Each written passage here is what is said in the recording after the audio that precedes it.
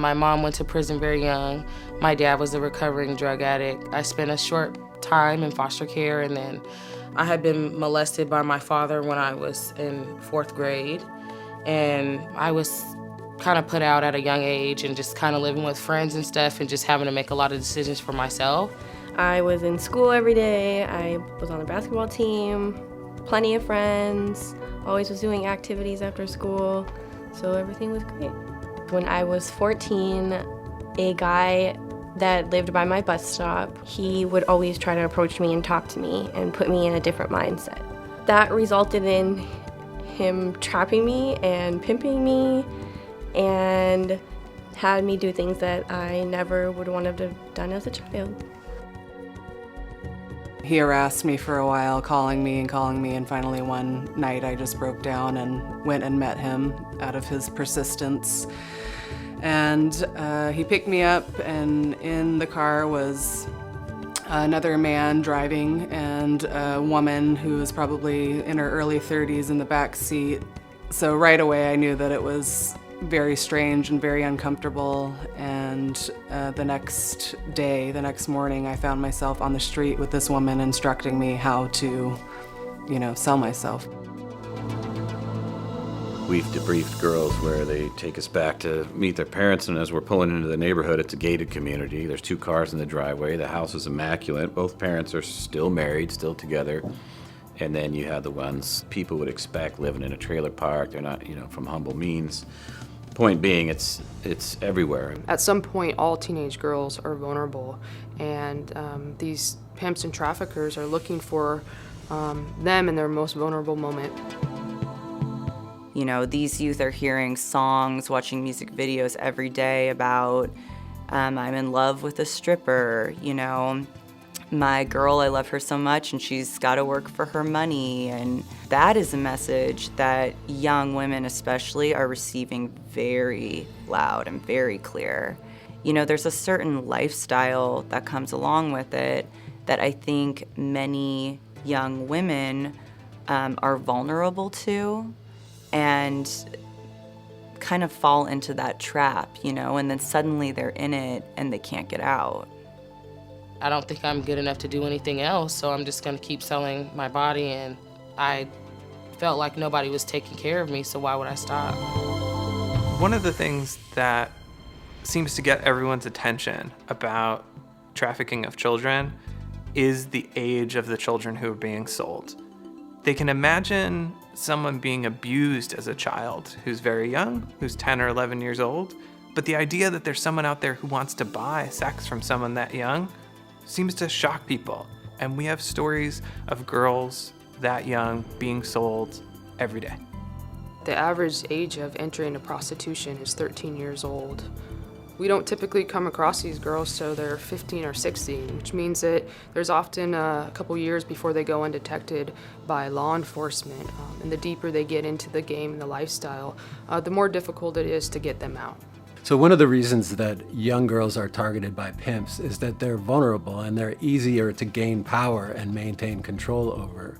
And so it's very easy for them to fall into the clutches and to buy the line that the pimps are selling them.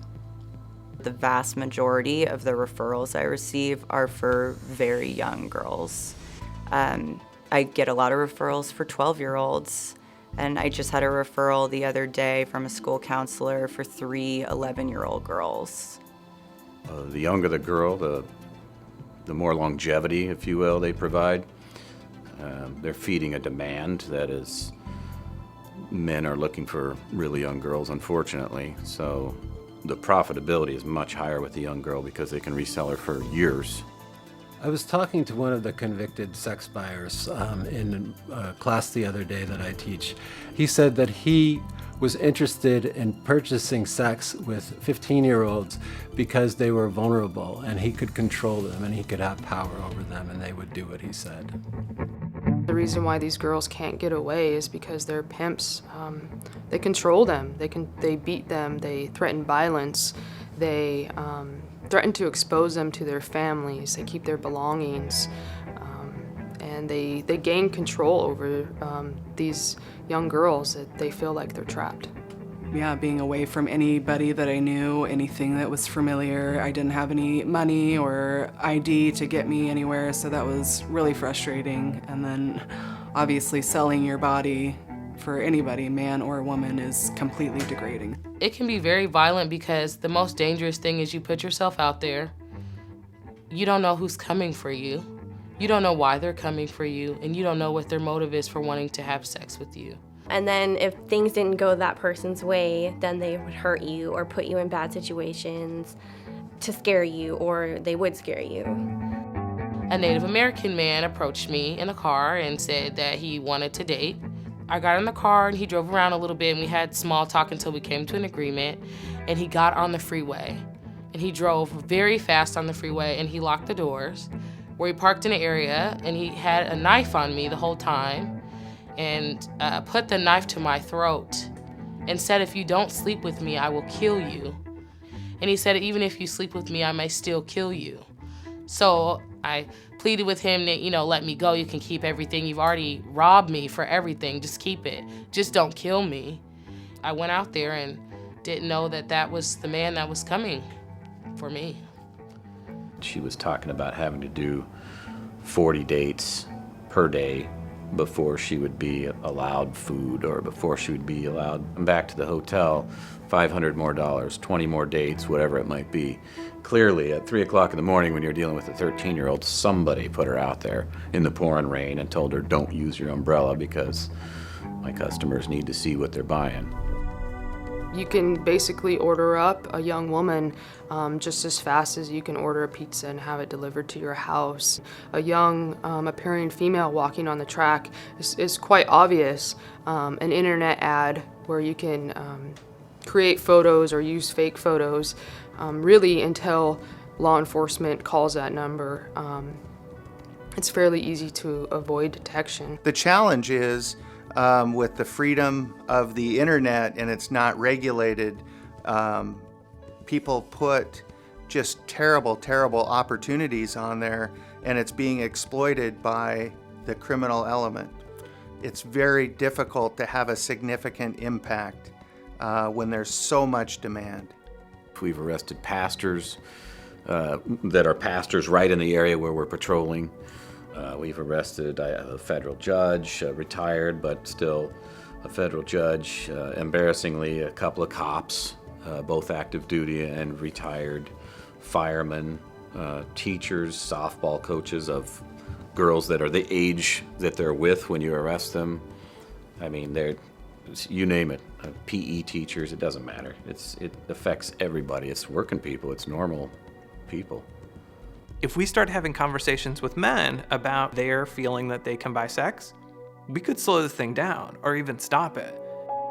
It is a really long process to get out of the life or to even help someone get to the point where they are positioned to get out of the life. Part of the reason it takes so long for them to start to trust you is because trust has been broken by the people that have been closest to them. So for me to get out of this lifestyle, it took for him to be locked up and go to prison for a long time, to be able to know that I can get away from him and that lifestyle.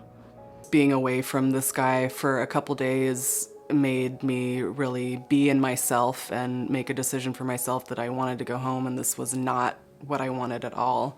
I grabbed my stuff really quickly, called my best friend, and she came and picked me up, and I came home. She brought me home, and I just remember my dad coming down the front steps, and I was all wearing stuff that was not me, and it was emotional but really relieving too. He just said, "Oh, honey," like he was relieved, and we both started crying. I believe what helped me get out the life was more professional relationships that I had with different organizations and positive people that showed me that I can do more than I thought I could with my life. Through my time posing as a decoy, I found it to be the most degrading thing that I've ever done in my life, and I don't even have to follow through with the sex act, but to think that these young 13, 14-year-old girls are constantly degraded on top of being beaten and abused, that's why I keep doing what I'm doing. But there's so much pain that that they're going to carry around their whole lives and have had such unfair things happen to them. You know, and that's the most frustrating part to me. They're out there because someone put them out there or tricked them or psychologically brainwashed them to be out there.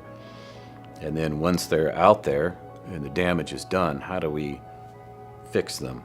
So we need to be able to change the values in the society that say it's okay to behave in this way, so that there is no demand and so that I will not have this job 10 years from now. I think it is easy for people to make them the other. I can't relate to them. My kid's not like that. But they are not the other. They are still children. The fact that they have hope, that gives me hope. And I think that that should give everyone hope, because it is possible to help change someone's life. You know, am I gonna make it? Am I gonna be able to change my life? Are people gonna believe me? Are people ever gonna see me one day as not someone that prostituted? It's criminal activity. It's a form of organized crime, and it's not good for any community, certainly not our community. Stolen youth plays a critical part, not just in raising funds, but in getting this problem in front of decision makers and key people in the community. In my report, Who Pays the Price, I made the recommendation that we should be able to work with at least 250 young women involved in prostitution annually. With the help of Stolen Youth and their support, we are getting very close to reaching that goal. Because of the support of organizations like Stolen Youth, that King County and Seattle have created a model that the rest of the country is looking towards in terms of creating a coordinated community response to end commercial sexual exploitation. We really do have the opportunity with Stolen Youth to reach every child out there that is vulnerable to prostitution.